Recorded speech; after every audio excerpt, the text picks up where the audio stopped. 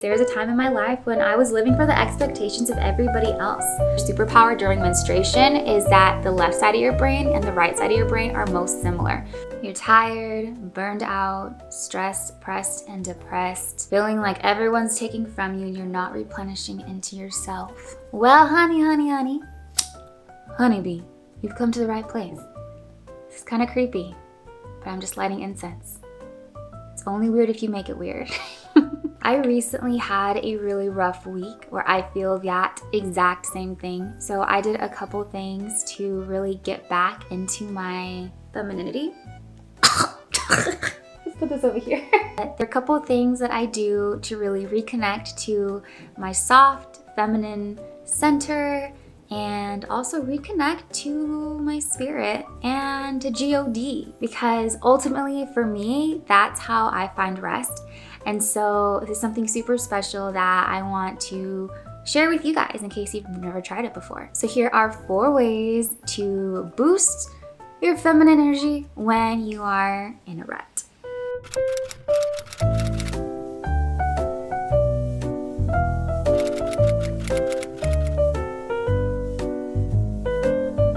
Number 1 is take a break from outside influences and start doing what you want to do. Now, the best way, in my opinion, to do this is to get a journal, a fresh, clean journal, and really write out all of the things that you're doing that you're only doing because you feel like you should do them. And something about should, it's one of those things, one of those words that kind of implies that you're doing this because of the expectation of something else or somebody else, or so something bad doesn't happen. You're not doing it out of really love. So for example, if you like to cook dinner for your significant other and you're super tired and you're like, oh, I should cook dinner tonight, you're implying that you don't really have a choice. Even though of course we know you are choosing, but if it's like, dang, I should cook dinner tonight, or he's gonna get mad, or we should cook dinner tonight, or I'm gonna have to eat something that's not healthy. So you do it out of a should versus doing something like cooking dinner for your significant other because you are excited to do it and because you love your body and want to cook something nutritious for yourself. So it's like, oh, I get to cook dinner for us tonight. Or it's because you want to create a nutritious meal for them and show them your love in that kind of way, if you're doing it for your husband, for example. A lot of times when we feel burned out or disconnected from like our bodies and our heart or our feminine energy, it's because we're doing these shoulds. Now, me personally, just to share a little bit my story, there was a time in my life when I was living for the expectations of everybody else. I did all the things right. I was perfect. I was perfect. Subtle flex, but it really is not that much of a flex because I was burned out. I tried to get super great grades in school, be a part of all the cool academic things, follow that right path of graduate with honors. You have your person you're dating, you get engaged with them, you marry them, you have babies with them, you buy a house, you have a 9-to-5 job, and you have to follow that perfect timeline because you should do it. Now, there's nothing wrong with those things when they are done in love and if it's part of the path that you feel like God has for you. So I want you to grab a journal. Got all excited. I get excited when it's time for new journals. But I want you to grab a journal or a notebook and write out all the things that you're doing because you feel like you should do them. And then you want to take inventory and be like, okay, now what do I actually want to do with my time? Because looking at the example of cooking dinner for your spouse, maybe you should cook it, but if you don't like to cook dinner and it's making you grumpy afterwards or resentful or it's gonna burn you out, I'm sure that your spouse would be like, bruh, like let's just go get some food somewhere else so that this act of love doesn't turn into a burden that's going to then bite us in the butt some other day or hurt you. So watching out for shoulds is very important. Now, this is something that has helped me so much in life because like I said, I was on that trajectory. I ended up hitting burnout. I got to a really dark place, both physically and emotionally. My hair was falling out. I developed an autoimmune disease, cystic acne. I couldn't control my weight and I was just very sad and depressed at that time. From then, I started to find ways and techniques on how to replenish myself and really live a life that I wanted to live. And because of that moment, I discovered all these amazing journal prompts, all these different techniques, going to therapy, talking to loved ones, protecting my peace, that now I can happily say that I'm in a very different place than I was 2 years ago. My skin has cleared up. I've identified this autoimmune disease, and now I'm really working on it and don't feel these symptoms quite as much as I used to. I have my own 6-figure, bustling, thriving, growing business with an amazing team and some pretty epic clients. And I have the time and resources to make videos on YouTube for you guys. And I feel so blessed that I went on this journey. And so I want to share some of it with you. So what I ended up doing was collecting all these journal prompts. There's literally 20 journal prompts that I've used over the last 2 years and put them all into one book. I call it the Me Date Diary, and I linked it down below so you guys can check it out. But basically it's a full-on book of prompts that help you rediscover what lights you up and what makes you feel the most excited and vibrant and juicy and flavorful in life, so you can really show up being the full version of yourself. You get your Me-Date journal, you print it out, and you go somewhere quiet, maybe light a candle, make it special, and really just journal and get inside of your heart and really answer those prompts 100% truthfully. Because by the end of the 20 pages, you're not only gonna have a thick book basically on you, dedicated to what lights you up, but you're also gonna have a really clear and awesome plan of action on how to actually implement these things into your daily life so they can become habits and then characteristics. And before you know it, you are going to be in a completely different place. You're gonna be like, oh, that girl from 6 months ago, I don't even recognize her anymore. Who is she? But journaling on expectations is something I highly recommend to help you reconnect to your feminine energy. Number 2 is to get into nature. Now, I believe that we are part of creation. And so as humans, we are always on, at least me personally, always on our phones, our laptops, being all up in our brain and trying to solve issues cerebrally versus in your body. Are you not looking at the sunshine, not spending time outside? I personally notice that puts me in a rut. If I want to feel vibrant and energized, get some fresh air, girl. Just get some fresh air. Last week, I was actually feeling pretty icky, definitely a rut. Had some issues with a person that I care about a lot. I was physically feeling kind of bleh. I was having issues at work, blah, blah, blah, blah. A lot of things were going wrong, and I realized hey, I need a break. And so journaling about it, I realized I hadn't been out in nature in a really long time. I just went for a walk and was talking to God. I'm like, God, this is what's happening. Jesus, please help me. And I ended up walking to the beach. And I went and kind of sat in the sand and started trying to be positive and optimistic. And I'm like, thank you for my breath. Thank you for the sun. Thank you for the sand. Thank you for the ocean. Thank you for the happy people out here. And as I was counting my blessings to try to shift my mindset, I started to notice all these beautiful little pieces of nature. And I noticed I heard the wind in the trees. I heard the water rushing up onto the sand.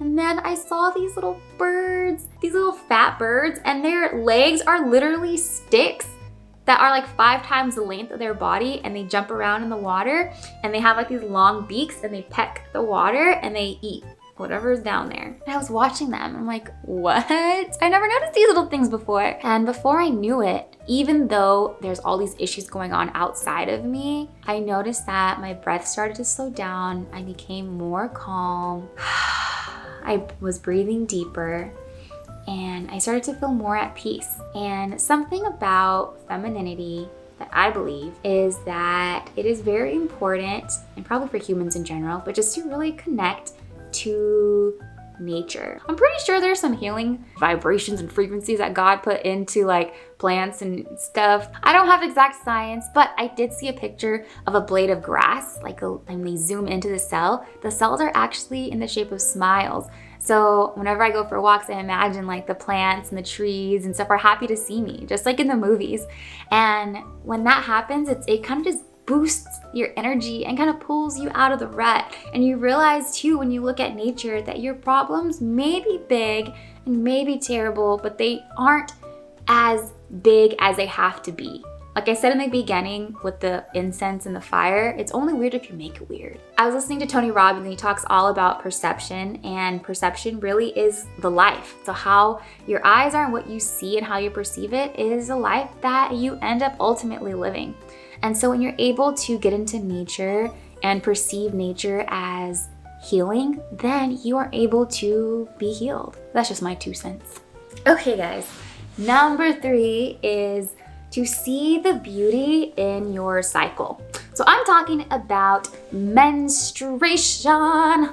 Menstruating people, listen to me. Shark Week, Aunt Flo is visiting. So basically, if you have an infradian rhythm, which is like your 28-day hormonal cycle, and you have a period, or even if you don't, but you should have a period, then you can follow the infradian rhythm.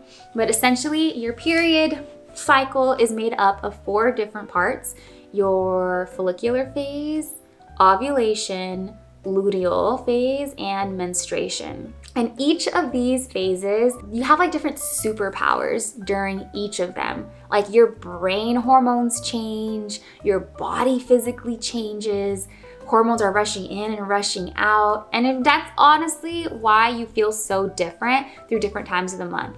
And as a woman with a very, very violent Aunt Flo, who quite frankly used to hate her period, I have now taken the time to learn about my different phases, and I've learned to come to appreciate and love it because of the different superpowers that kind of unlock during each phase. So I usually hated my luteal phase, which is like that PMS time, and then menstruation, which is when you're actually bleeding, because it just hurt so dang bad, and I would have all these like mood swings and like just emotional and pain and acne and all that kind of stuff.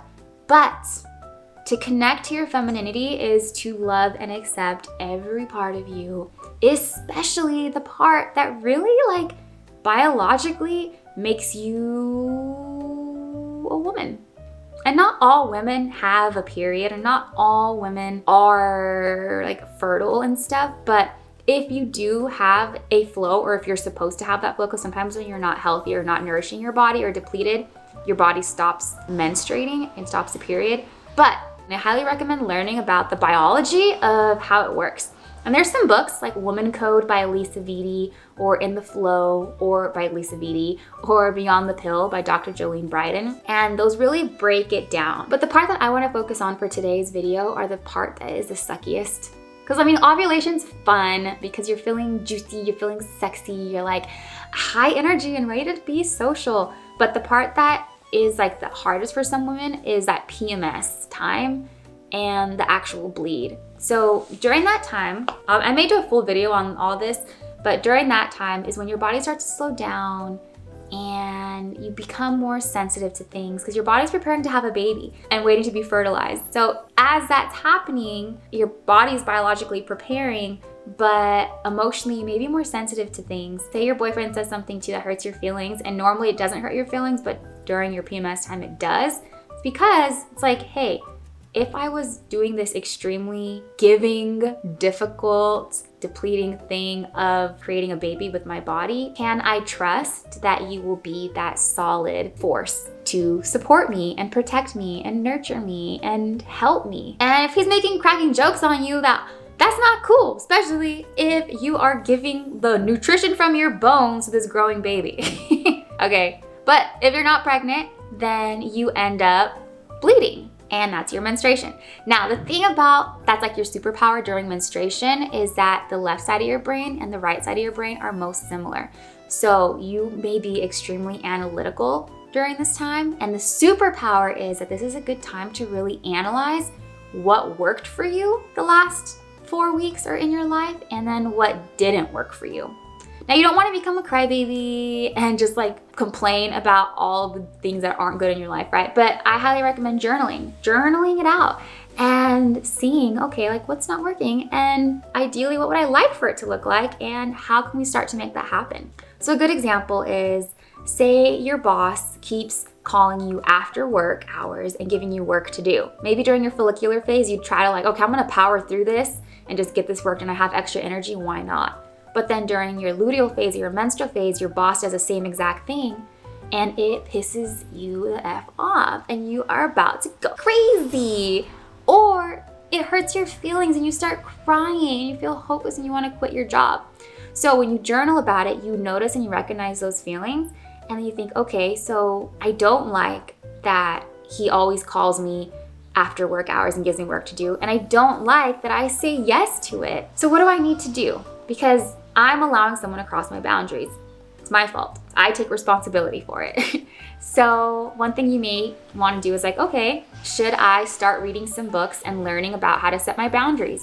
Should I say no, go find somebody else in a nice, respectful way? Or is it time to get a new job? That's the beauty of it. So after you get past the part of, I don't like this and it's bad, then you can look at how you'd like it to change and what steps you're willing to do to actually make it happen. And the cool thing is that once you get out of your menstrual phase, then your follicular phase and ovulation, that's when you act upon it because now you have a boost of energy to act upon it. For me personally, understanding that helped me find a lot more beauty in my menstrual cycle, and thus I feel like connected me to something that makes me uniquely a woman. Now, I do want to be respectful for all the different genders and pronouns and all of those types of things that I quite frankly am not completely educated on. But for the purposes of this video, I am talking about menstruating people. And I am fully aware that not everybody menstruates, not all people menstruate, but some people do. And so if you do menstruate, then this is something that is very helpful. I also read in a book one time that if you don't have a cycle, like if you're not bleeding and stuff like that, then one thing you can do is follow the moon, because that's sometimes I call it the moon cycle. And that's something else you can do if you want to try to take advantage of these things. But it's crazy because once you learn about it, you realize that your body has like different nutritional needs, different caloric needs during different phases, different exercise and energy needs. So I highly recommend learning about it. And if you are somebody who is loving a menstruating person, you should learn about it too, because it'll probably make your life easier. I don't want to say should, but think about it.